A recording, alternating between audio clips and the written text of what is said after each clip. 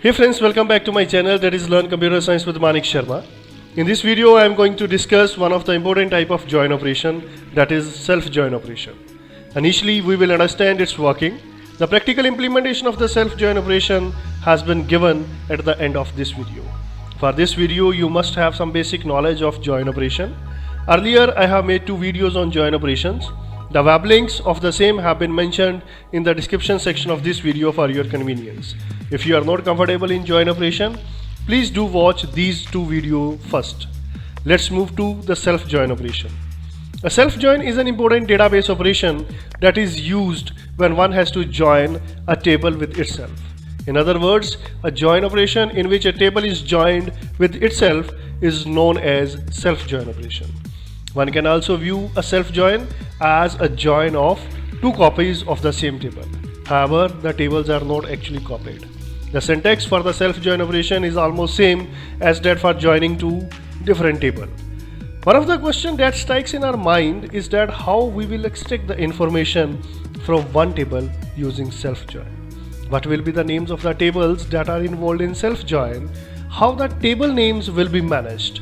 For this, to distinguish the column name from one another, aliases for the table names are used, since both the table have same name.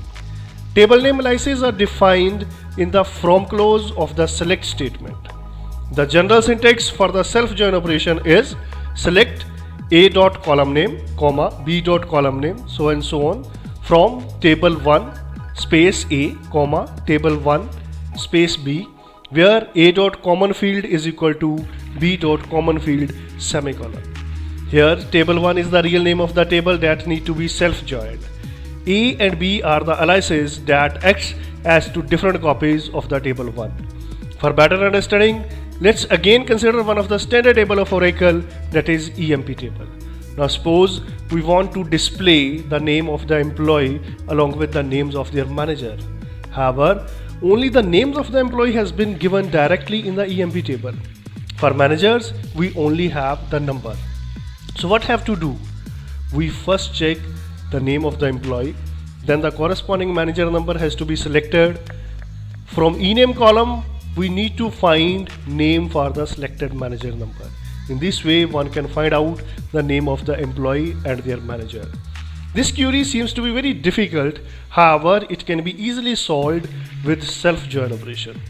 The SQL query to solve the above problem is select a.ename, b.ename from emp space a, emp space b, where a.mgr is equal to b.emp number.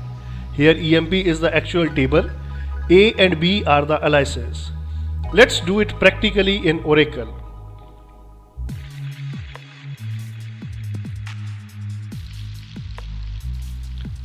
Let's select the EMP table first. For this, as we know, we need to write a query that is select star from EMP. So this will display the complete details of the EMP table. Now as mentioned earlier, we want to display the names of the employee along with their manager name. However, in this table, if you are able to see, there is only one column for name, that is ename. For manager, we have manager number only. So for this, we will write a query, select a dot ename, b dot ename from emp space a, emp space b. Here a and b are two aliases of emp table, where a dot mgr is equal to b dot emp number.